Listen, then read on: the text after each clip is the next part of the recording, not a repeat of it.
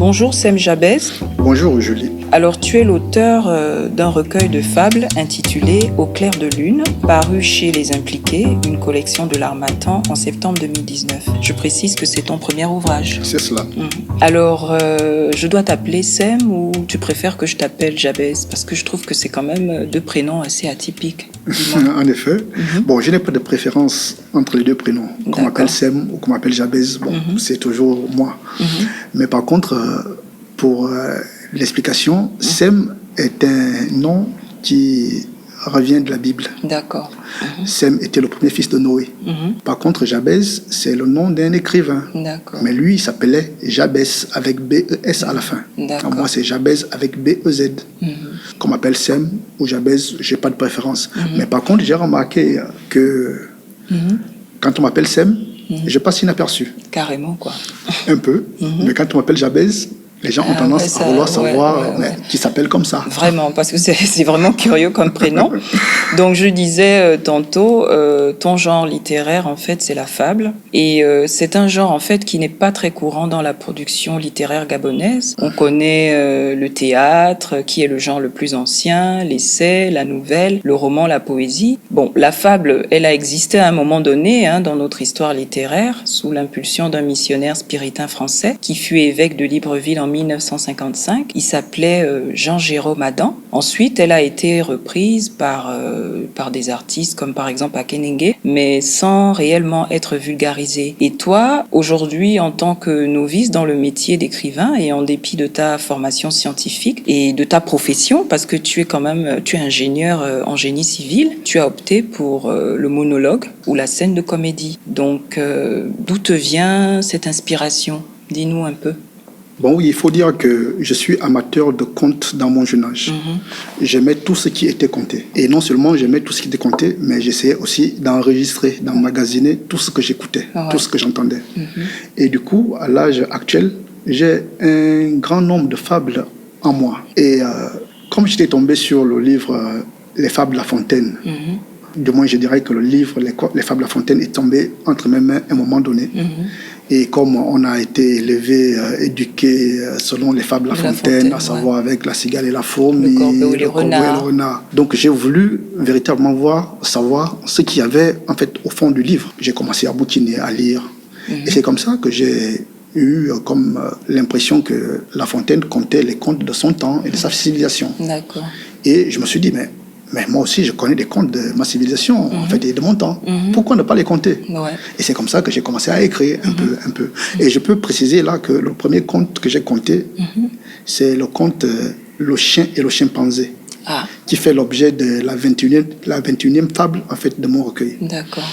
Bon, mais j'ai commencé à compter comme ça, à écrire. Et c'était en prose. Et comme mon original, en fait, c'était La Fontaine, je me suis dit, bon, au lieu que ça reste en prose et que ça devienne comme ce qu'on a l'habitude de voir avec les contes gabonais, pourquoi est-ce que je ne transformerais pas cela en vers? Ouais, tu l'adaptes. Et c'est ce que j'ai fait. Ok, alors mais pourquoi Au clair de lune? Bon, Au clair de lune... C'est le titre de la... le titre de mon ouvrage, de mon recueil. Au clair de lune, voyez-vous, quand dans les villages, c'est vrai qu'en ville, on n'apprécie pas bien certaines beautés de la nature. La nuit, c'est quelque chose qui est plus ou moins mal vu, enfin peut-être pas bien comprise quand on est en ville. Mais voyez-vous, en milieu rural, la nuit, on sent vraiment quelque chose de particulier. De magique. De magique. Il y a deux genres de nuits, si je peux dire. Les nuits noires et les nuits de clair de lune. Ah, ça. Et quand vous vous trouvez sous une nuit de clair de lune, vous voyez les étoiles, la lune. C'est beau. Pendant un bon bout de temps, si vous les regardez, vous pouvez même oublier quelque peu vos problèmes, quelque peu vos soucis. Carrément, ok, d'accord. Bon, du coup, en fait, pendant ces moments-là de clair de lune, c'était les moments privilégiés pour écouter les contes autour du feu. Et donc, puisque je suis plus ou moins en train de compter les contes dans mon ouvrage, j'ai donc dû intituler l'ouvrage Au clair de lune en la mémoire de ces soirées autour du feu, sous des nuits où une belle lune rayonnait dans le ciel. C'est magique, c'est merveilleux. Ok. Est-ce que parmi toutes les fables, est-ce qu'il y en a une qui se distingue des autres? Est-ce qu'il y en a une que tu aurais en préférence? L'ouvrage compte 55 fables. Et j'assure que toutes les fables sont aussi belles les unes que les autres. Ouais. Et remplies de morale, de dictons, de musique. C'est vraiment quelque chose de magique de lire les 55 fables qui sont contenues dans cet ouvrage-là. Ouais. Bon, je ne pourrais pas dire que j'ai une préférence par rapport à une fable qu'une autre, puisque ce sont mes 55 enfants. Comment je choisirais une? Carrément. Et en fait, l'autre me demandera, bon, pourquoi tu m'as écrite alors? D'accord. Si tu choisis l'autre. Bon, puisqu'il appartient quand même de choisir une...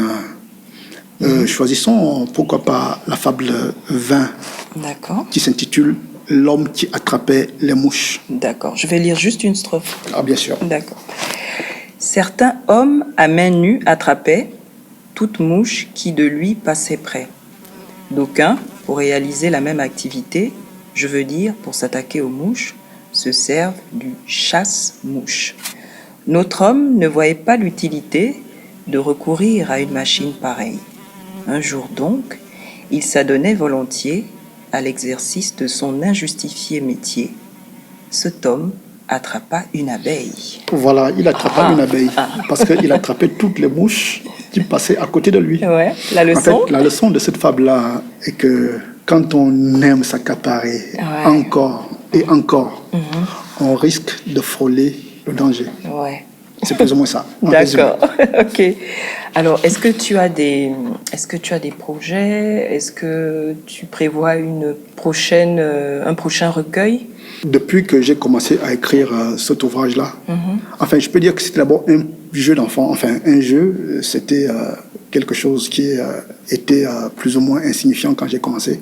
Mais quand ça a été édité, j'ai été rempli par le désir de compter et de compter encore. Et si bien que là, aujourd'hui, j'ai fini un deuxième recueil qui est pratiquement déjà en train de se faire éditer dans une maison d'édition quelque part aussi. Ouais. Ça sera, pas local?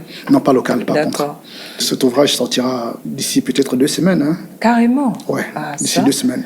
Donc, tu n'as pas rencontré de difficultés pour l'édition Bon, les difficultés, il y en a.